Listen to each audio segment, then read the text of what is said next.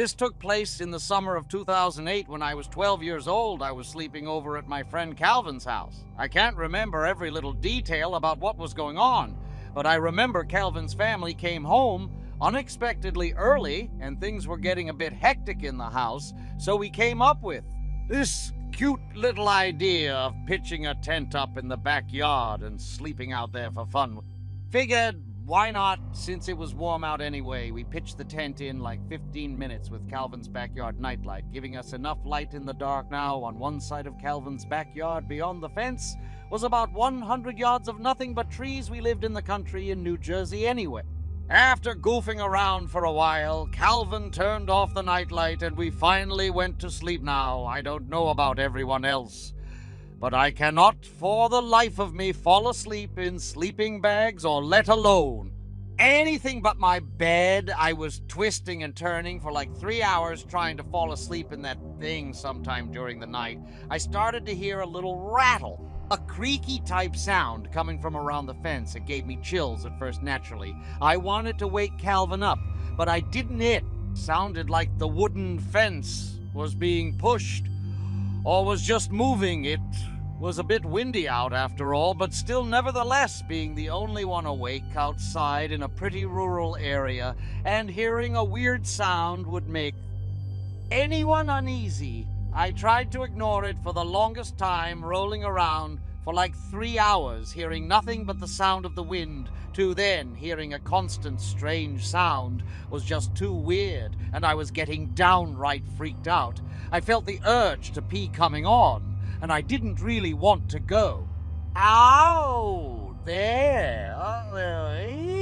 Without knowing. Calvin was awake, so I woke him up and told him to listen to that noise. Of course, he thought it was just the wind, but as long as he was awake, I did feel better about leaving the tent. I unzipped the tents and naturally looked in the direction of the noise. I couldn't really see anything. It was too dark. So I walked over and flicked down the nightlights, which when I looked at the fence, I saw there was a person leaning on the fence, with his head down, seemingly pushing the fence. I immediately turned the light off and practically dulled into the tent. I whispered to Calvin what I saw, and as we both fell silent, we realized that the noise had stopped. I told Calvin to call his house phone as quietly as possible, but he said we should run straight for the back door. I agree. He unzipped the tent as quietly as possible and opened the little door, and when he ran out of the tent, he screamed in reaction. I jumped out from the tent and ran straight for the back door as well, not looking behind me. When I asked Calvin why he screamed like that, his response scared me.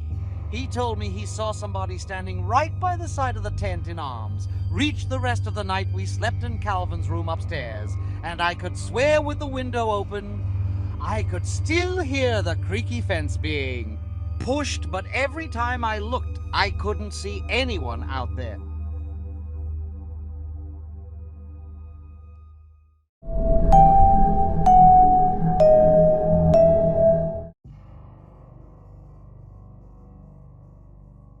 I am 14 and my friend is 15.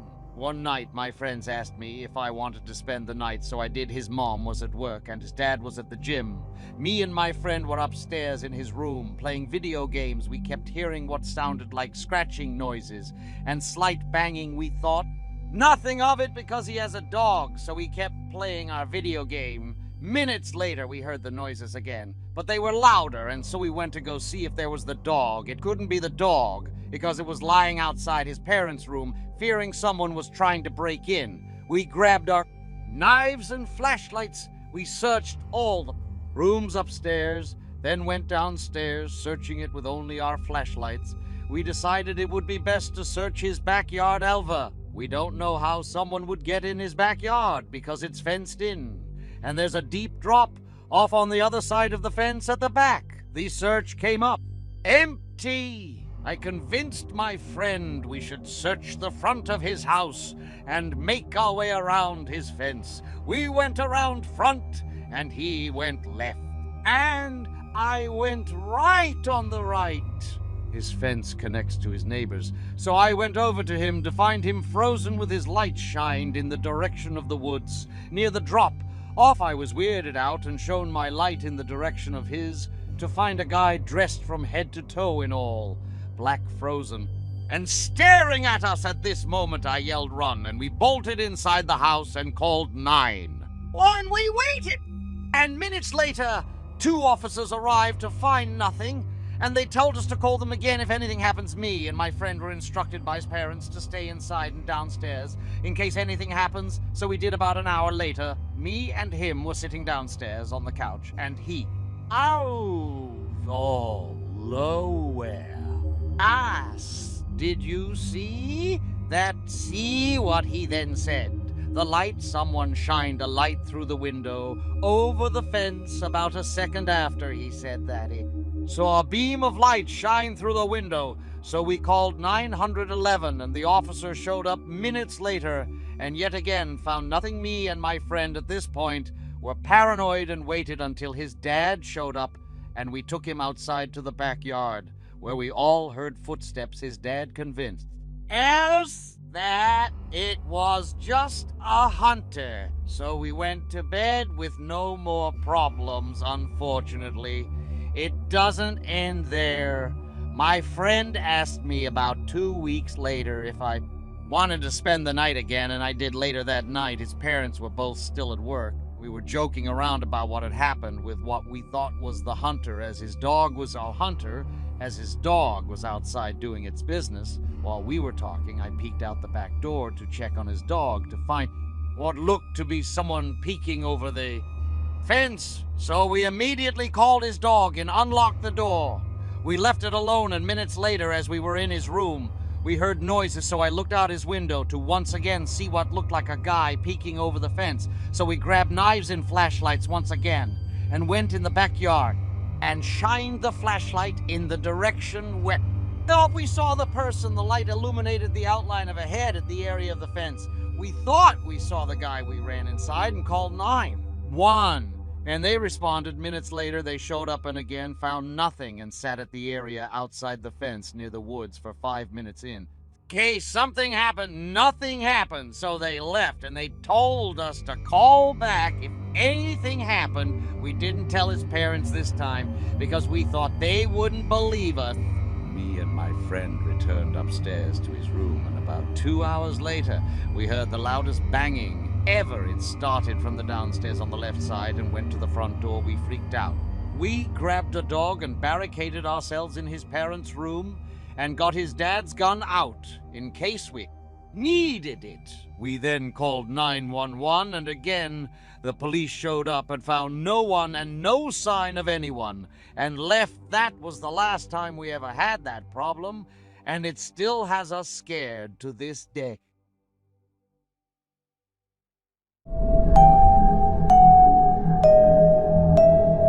I was 14 years old, hanging out with my friend Jesse, who is also 14. We were in the living room playing Call of Duty. His parents weren't home for the night, so we were being as loud as we wanted. We were doing nothing but playing video games and eating junk food all night, and eventually, since his parents went home, he convinced me to just stay over for the night. So after Jesse went upstairs to go to the bathroom, I went downstairs to call my mom in private and tell her I would be staying over. By the time I got back upstairs, Jesse was back, and he just stared at me with a confused look on his face. I asked him what was wrong, and he said he thought that I was upstairs, as he thought he heard someone in the bedroom next to the bathroom. I assured him I was downstairs making a phone call, and he just looked back upstairs with a concerned look. He walked upstairs, and I followed him. He stopped at the door to the bedroom and put his ear up against it. He then opened the door and peeked into the room. It was dark, but I could see there was enough light in there to be able to scan the room. We didn't see anything, so he shut the door. I told him he was being paranoid as we went back downstairs to play more video games. We turned the volume back up loud and resumed playing. After the match ended, the loading screen came up, along with the silence that usually accompanies loading screen came up along with the silence that usually accompanies loading screens. That's when Me and Jesse both looked at each other. Jesse hit the mute button as we listened to what we were sure was somebody grunting from upstairs in that bedroom, but soon after the silence from the television, there was silence from a television, there was silence from upstairs as well. Jesse whispered to me that someone is hiding up there. They must have stopped making the noise as soon. As there was silence down here, Jesse whispered to me that we need to leave through the back door right now, as it was much quieter than the front door. I agreed, and we headed outside to the back door as soon as we were outside. Jesse got on the phone with the police. As I looked up to the bedroom window, for some stupid reason, I turned on the flashlight on my phone and aimed it up to the window. About 3 seconds later, my heart dropped as someone stepped into view from behind the glass, but only for brief moments. They seemed to crouch down under the window after spotting us. Jesse saw it too. That's when we actually took off down the block. We only came back when we saw a police car parked outside with its lights on. Jesse unlocked the front door for the 2 cops, and they went inside to investigate as me and Jesse were outside waiting by the car. We saw him as in the guy who was shortly at the window. He was coming out from the backyard, walking really fast. He had also clearly trying to keep quiet. This man was really tall, like 6'5" or something, and he looked to be mid-40s. Me and Jesse ran inside and screamed for the cops to come outside, but by that time he was gone, and we had no idea which direction. He could have gone inside the bedroom that the man was in. A giant clothes bag had been pulled out from under the bed with certain articles of clothing obviously missing. There was also money missing. There was also money missing from the desk drawer, and the desktop computer had been turned on. We never saw or heard of this man again. Thank you for joining us on this spine-tingling journey into the world of horror. If you enjoyed, make sure to hit that like button and share your thoughts in the comments below. Don't forget to subscribe to our channel and ring the notification bell so you're always the first to know when we release a new terrifying story. Until next time,